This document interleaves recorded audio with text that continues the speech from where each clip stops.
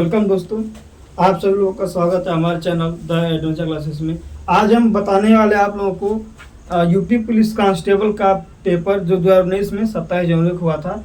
तो पहला क्वेश्चन लिखा हुआ है कि इसका पैटर्न जो है यूपी पुलिस में कि इसमें कि 150 क्वेश्चन आएंगे। आपका 38 क्वेश्चन जो है रीजनिंग मैथ का है, 37 रीजनिंग का है, 38 क्वेश्चन आपका जीएस एंड जीके और 37 क्वेश्चन आपका हिंदी है। तो मान के लिए कि आपका 38 क्वेश्चन और एक क्वेश्चन जो आपका 2 अंक का होगा। ठीक, तो बोल रहा है कि 37 से विभाजित होने वाली सबसे छोटी संख्या, 13 से विभाजित होने वाली सबसे छोटी 3 अंकीय संख्या को 16 से विभाजित किया जाए तो शेषफल क्या होगा। अगर हम आपको 13 का पहाड़ा अगर आ रहा हो तो बहुत सवाल सिंपल है। कारण 13 से विभाजित होने वाली 3 अंकों की सबसे छोटी संख्या, 13 का पाठ पढ़ा जाए तो शुरुआत में 13 7 91, 13 8 होता है 104। तो 104 जो होता है सबसे छोटी 3 अंकों की संख्या है जो कि 13 से विभाजित होती है। क्या करें, 13 से विभाजित होने वाली 3 अंकों की सबसे छोटी संख्या, 3 अंकीय संख्या। तो 13 8 104 जो होता है ऐसी संख्या है जो 13 से विभाजित हो रही है और सबसे छोटी। इससे बाद इससे पीछे आते हैं तो 2 अंकों हो जाएगी, इसके आ जाएंगे तो इससे बड़ी हो जाएगी। अब कहा कि यदि उसको जो है 16 से विभाजित किया जाए, किसे विभाजित किया जाए, 16 से विभाजित किया जाए तो शेषफल क्या होगा। अगर हम इसको 16 से विभाजित करेंगे तो 16 8 16 6 का 96 होता है। कितना होता है 96, 104 में से घटा देंगे 96 तो 6 4 10 और 4 कितना हो जाएगा, देखिए 4 यहाँ का 4 4 8, तो शेषफल जो हो जाएगा आपका 8। अगर 104 में से घटा देंगे 96 को तो शेषफल आपका आंसर आ जाएगा 8। तो इसका आंसर हो जाएगा आपका C 8। दूसरा क्वेश्चन दिया है कि 6561 के वर्गमूल को 6561 के वर्गमूल को ज्ञात करके क्या करा, 6561 के वर्गमूल को ज्ञात करके इस संख्या को अपने वर्गमूल से विभाजित किया जाए, अपने वर्गमूल से विभाजित किया जाए तो परिणाम क्या होगा। तो अगर 65 61 का वर्गमूल निकाल दिया जाए, 65 61, अब इसका गुणनखंड विधि करो तो लंबा हो जाएगा। इसका भाग विधि निकाल दीजिएगा, 2 का क्या है, 2 का पेयर बनता है भाग विधि में। ठीक, 2 का पेयर बनता है यहाँ पे। तो ये देखिए 81 यहाँ पर 8 बार जाएगा, 8 64, कितना हो जाएगा 8 64, 1 बचेगा, फिर 8 1, क्या करते हैं हम इसको, 65 61 है तो 6 हो जाएगा। ठीक, तो 8 64, 8 भर गया। ठीक, अब इसके बाद 1 बचा शेष, हम क्या करते हैं 2 का पेयर उतारते हैं। देखिए अगर अब 2 के पेयर बनाएंगे तो 8 64 होगा, 1 बचा शेष, फिर क्या करते हैं 2 पेयर उतारेंगे तो 61 हो गया। अब जो 8 है उसको क्या करते हैं, अब जोड़ते हैं तो 8 8 16 हो गया। अब इसके आगे क्या बढ़ा है 100 तो 2 बार ले जाएंगे तो ज़्यादा हो जाएगा, इसलिए क्या ले जाएंगे 1 बार ले जाएंगे। जितना ले जाते हैं इसका गुणा यहाँ करते हैं तो 161 कट जाएगा। इसका वर्गमूल जो आया 81 आया, क्या आया 81। उसके बाद बोला कि जो संख्या को अपने वर्गमूल से फिर विभाजित किया जाए तो 81 का वर्गमूल कितना होता है 9। तो अगर 81 को 9 से विभाजित किया जाए तो कितना आंसर आएगा, 9 आ जाएगा। ठीक, कुछ लोग इसको 81 टिक कर देंगे तो आपका क्वेश्चन गलत हो जाएगा। क्यों कह रहा है कि यदि इतना को वर्गमूल को ज्ञात करके इस संख्या को अपने वर्गमूल से विभाजित किया जाए, इसका वर्गमूल 81 है, फिर 81 के वर्गमूल को उसको 81 से विभाजित किया गया है तो आंसर जो आएगा आपका 9 आ जाएगा, जो ऑप्शन नंबर बी में दिया हुआ।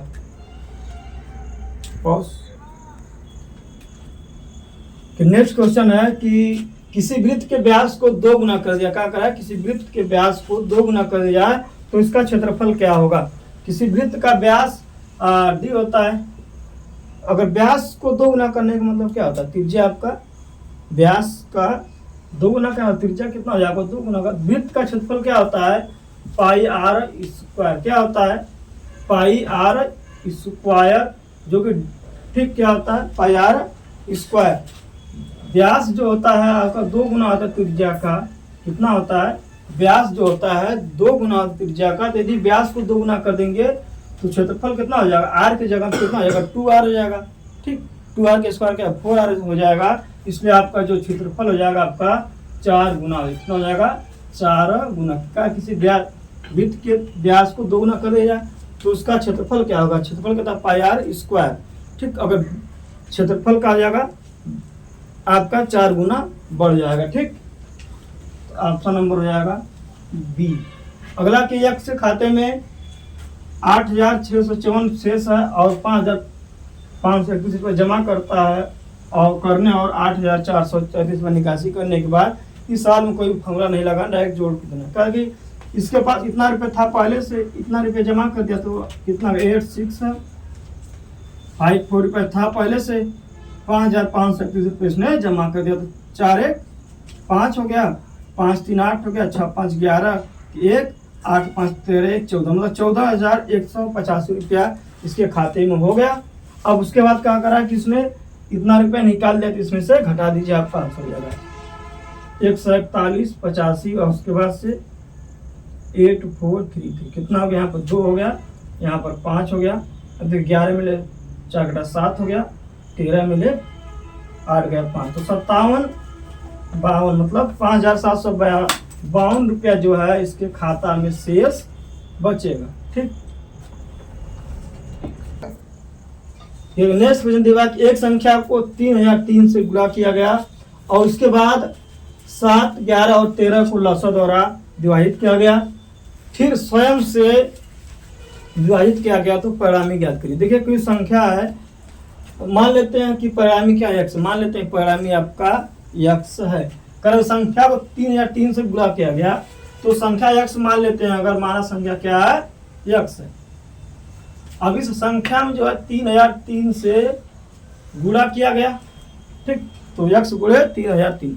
इसके बाद क्या किया जा रहा है कि 7, 11 और 13 को लसा से विभाजित किया गया। 7, 11 और लसा में कोई भी संख्या कॉमन नहीं है, देखिए 7, 11 लसा कितना हो जाएगा, 7 गुणे 11 गुणे 13, 11 7 77 गुणे 13, 7 त्रिके 21, 7 त्रिके 21 21 2 23, 7 21 के 1 7 21 2 23, 7 और 7 1 हो गया, 7 3 10 0 7 2 9 1 10, तो 1,001। इनका लौसा जो आया 1,001, कह रहा कि इनके लौसा से विभाजित किया किसी संख्या को, ठीक, 3,003 से गुणा किया गया, उसके बाद 7, 11 और 13 के लौसा से विभाजित किया गया, फिर उस स्वयं से विभाजित किया गया, तो परिणामी क्या होगा, मान लेते हैं संख्या x है, उसमें 3,003 से गुणा किया गया है, फिर 7, 11 और 13 का लौसा हमारा 1,001 है, उससे भाग दिया गया है, जो इसके बाद आएगा फिर स्वयं से विभाजित किया जाएगा,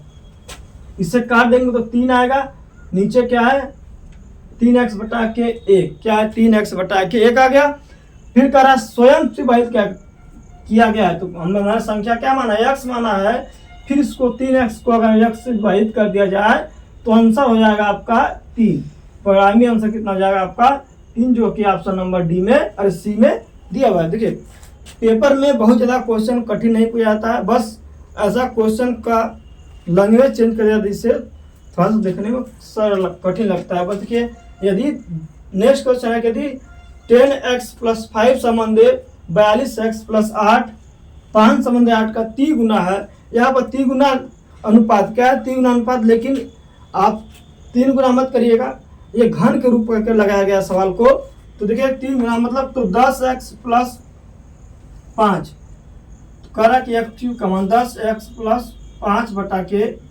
42x + 8 बराबर 5 बटा के 8। अब इसका 3 गुना मतलब 3 बार गुणा किया गया, इसका 3 बार गुणा किया गया, 3 गुना नहीं किया, 3 गुना लिखा, मतलब इसका 3 बार गुणा किया गया, तो 5 गुणे 5 गुणे 5, 8 गुणे 8 गुणे 8, तो इसका ये बराबर होता है, इसके बराबर होता है। तो अगर यहाँ पर 10x + 5 बराबर लिख सकते हैं हम लोग 5 गुणे 5 गुणे 5, और ये क्या हो जाएगा 8 गुणे 8 गुणे 8 को 3 गुना से विभाजित किया गया, तो देखिए 10x + 5 बराबर कितना है 125, 5 125 हो जाएगा, 5 गुणे 5 गुणे 5, तो 10x बराबर हो जाएगा आपका, घट जाएगा 120, तो x का मान आएगा 12, x का मान आ गया 12 का, तो x³ का मान, तो 12 का क्यूब हो जाएगा आपका 1728, 12 क्यूब कितना होता है 1728। कुछ चीजें आपको याद होनी चाहिए, ठीक, तो आंसर आपका हो जाएगा ऑप्शन नंबर बी।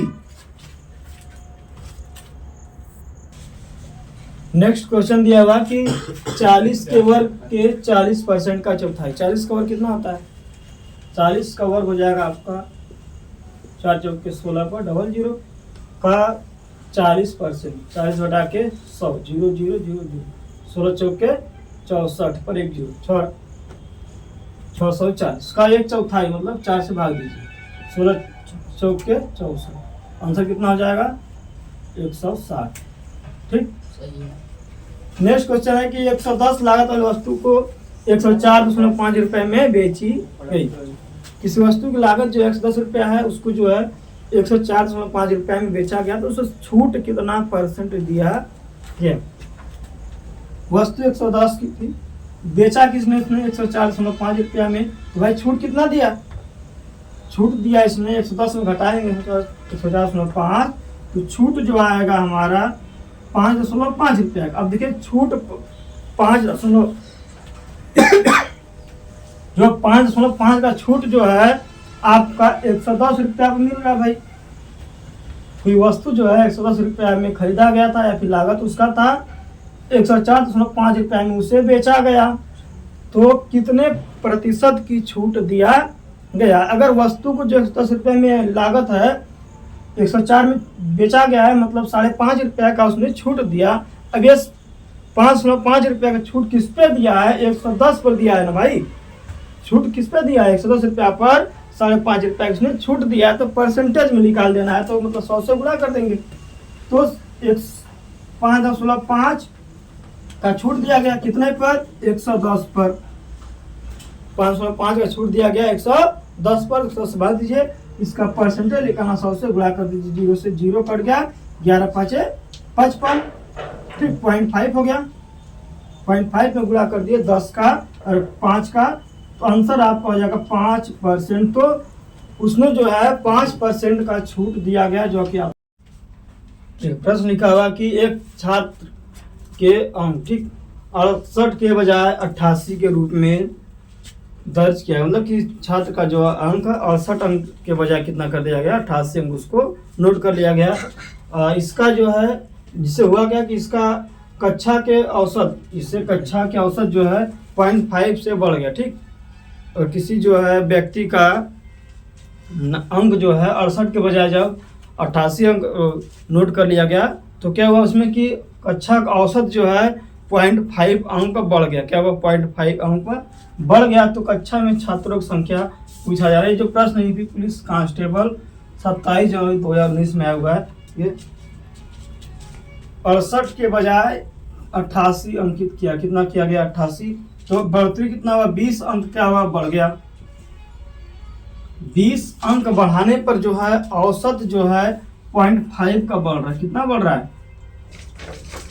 औसत जो है 0.5 का बढ़ रहा है, तो छात्रों की संख्या 20 अंक बढ़ने पर जो है पॉइंट जो हमारा 0.5 जो है क्या हुआ? बढ़ रहा है औसत। तो अगर देखिए अगर 20 अंक बढ़ाने पर सिर्फ 0.5 बढ़ रहा है, मतलब छात्रों की संख्या अधिक होगा। अगर एक औसत 1 बढ़ता तो छात्रों की संख्या 20 होती, लेकिन अब 0.5 बढ़ रहा है, तो छात्रों की संख्या जो हो जाएगा, छात्रों की संख्या जो हो जाएगा बढ़े हुए अंक बटा के औसत अंक क्या होगा? 20 बटा के 0.5 कर देंगे, तो आपका आंसर हो जाएगा आपका 40। तो कक्षा में छात्रों की संख्या जो आएगी आपकी 40 हो जाएगा। दूसरा क्वेश्चन दिया है कि एक हवाई जहाज जो 250 किलोमीटर प्रति घंटा की गति से 4 घंटे में एक निश्चित दूरी को तय करती है। ठीक। तो बोल रहा है कि अगर इसी दूरी को 1 घंटा 40 मिनट तय करना हो तो उसकी गति क्या होगी? अगर हम बात करते हैं कि 250 किलोमीटर की चाल से अगर हम 4 घंटा चल रहे तो हमारी दूरी क्या? सबसे पहले निकालेंगे हमने दूरी कितना तय किया, तो दूरी होता है चाल गुणे समय। चाल गुणे समय हो जाएगा आपका। 250 किलोमीटर प्रति घंटा की चाल से हम 4 घंटा चल दिए, हमने दूरी कितना तय किया? 1000 किलोमीटर। कितना तय किया? अगर अब इसी दूरी को हमको तय करना है 1 घंटा 40 मिनट, 1 घंटे 40 मिनट मतलब क्या हुआ? हमारा 100 मिनट हो गया। समय कितना? 1 घंटा 40 मिनट होगा, 1 घंटा 60 मिनट हो गया, 60 + 40 100 मिनट। 100 मिनट यदि जो है 100 मिनट में इस दूरी को तय करना होगा, तो चाल कितना होगा? चाल बराबर होगा दूरी बटा के समय।